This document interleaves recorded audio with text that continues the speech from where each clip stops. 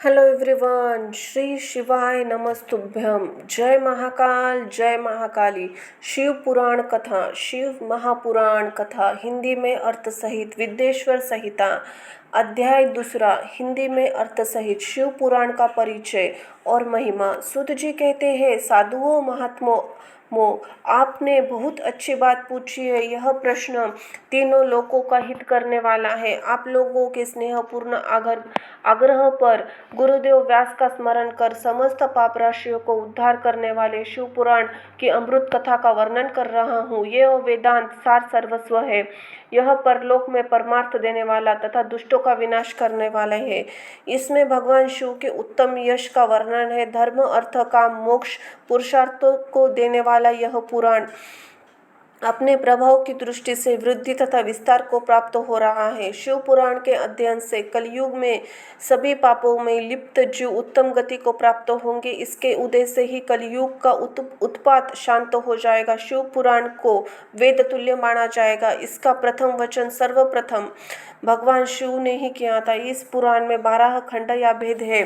यह 12 संहिताएं हैं। विद्येश्वर संहिता सर्वप्रथम आती है, रुद्र संहिता, विनायक संहिता, उमा संहिता, सहस्त्र कोटि रुद्र संहिता, एकादश संहिता, कैलाश संहिता, शतरुद्र संहिता, कोटि रुद्र संहिता, मातृ संहिता, वायव्य संहिता, धर्म संहिता। विद्येश्वर संहिता में 10,000 श्लोक है। रुद्र संहिता में, विनायक संहिता में और उमा संहिता, मातृ संहिता प्रत्येक 8,000 श्लोक है। एकादश रुद्र संहिता में 13,000, कैलाश संहिता में 6,000, शतरुद्र संहिता में 3,000, कोटि रुद्र में 9 और सहस्त्र रुद्र कोटि रुद्र संहिता में 11,000, वायव्य संहिता में 4,000 तथा धर्म संहिता में 12,000 श्लोक है। मूल शिव पुराण में कुल 1,00,000 श्लोक है, परंतु व्यास जी ने 24,000 श्लोकों में संक्षिप्त कर दिया है। पुराणों क्रम संख्या शिव पुराण का चौथा स्थान है, जिसमें 7 संहिताएं हैं।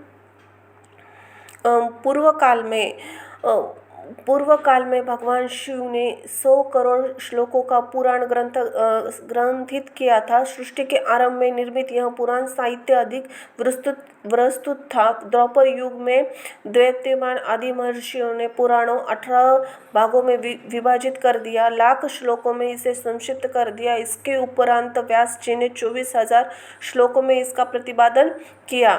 यह वेदतुल्य पुराण विद्येश्वर संहिता, शतरुद्र संहिता, कोटि रुद्र संहिता, उमा संहिता और कैलाश संहिता, वायव्य संहिता नामक 7 संहिताओं में विभाजित है। यह संहिताओं वाला शिव पुराण वेद के समान प्रामाणिक तथा उत्तम गति वाला प्रदान करने वाला माना गया है। इस निर्मल शिव पुराण की रचना भगवान शिव जी के द्वारा रचित है।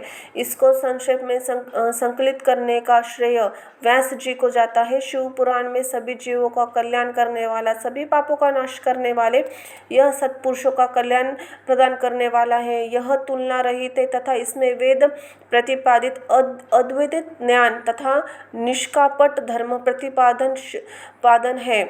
शिव पुराण श्रेष्ठ मंत्र समूहों का संकलन है तथा यह सभी के लिए शिव धाम की प्राप्ति का साधन है। समस्त पुराण में सर्वश्रेष्ठ शिव पुराण ईर्ष्या रहित अंतःकरण वालों विद्वानों के लिए जानने में वस्तु है। इसमें परमात्मा का ज्ञान किया गया है। यह अमृतमय शिव पुराण आदर से पढ़ने और सुनने वाला मनुष्य शिव का प्रिय होकर परम गति को प्राप्त कर लेता है।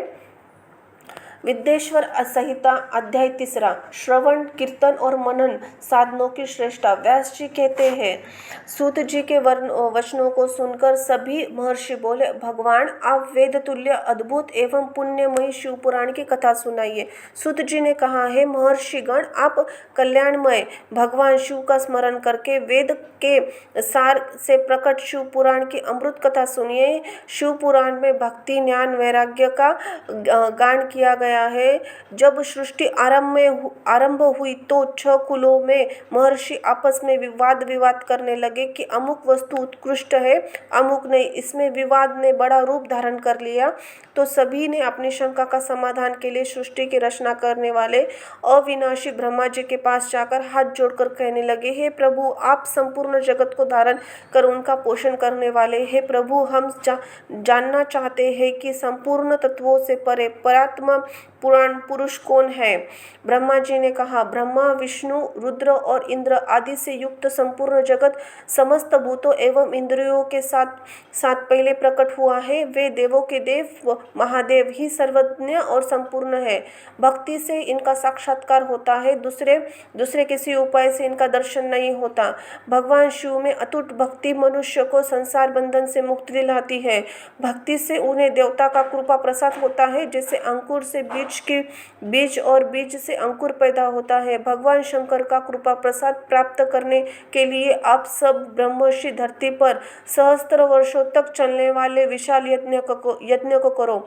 यज्ञपति भगवान शिव की कृपा से ही विद्यासार तत्व साधन का ज्ञान प्राप्त होता है। शिवपदी की प्राप्ति साध्य और उनकी सेवा ही साधन है तथा जो मनुष्य बिना किसी फल की कामना किए उनकी भक्ति में डूबे रहते हैं वही साधक है। कर्म के अनुष्ठान फल को प्राप्त फल को भगवान शिव के श्री चरणों में समर्पित करना परमेश्वर की प्राप्ति का उपाय है तथा यही मोक्ष की एकमात्र साधन है। साक्षात महेश्वर ने भक्ति के साधनों का प्रतिपादन किया है। कान से भगवान के नाम, गुण और लीलाओं का श्रवण, वाणी के द्वारा उनका कीर्तन तथा मन और उनके मनन शिव पद की प्राप्ति के महान साधन है तथा इन साधनों से ही संपूर्ण मनोरथ की सिद्धि होती है। जिस वस्तु को हम प्रत्यक्ष अपनी आंखों से सामने देख सकते हैं उनकी तारीफ आकर्षण स्वाभाविक है, परंतु जिस वस्तु को प्रत्यक्ष रूप से नहीं देखा जा सकता उसके सुनकर और समझकर उसकी प्राप्ति के लिए प्रयत्न किया जा सकता है। अंत ही श्रवण पहला साधन है। श्रवण द्वारा ही गुरु मुख से तत्वों को सुनकर श्रेष्ठ बुद्धि वाला विद्वान अन्य साधन, कीर्ति और मनन की शक्ति और सिद्धि प्राप्त करने वाला यत्न करता है।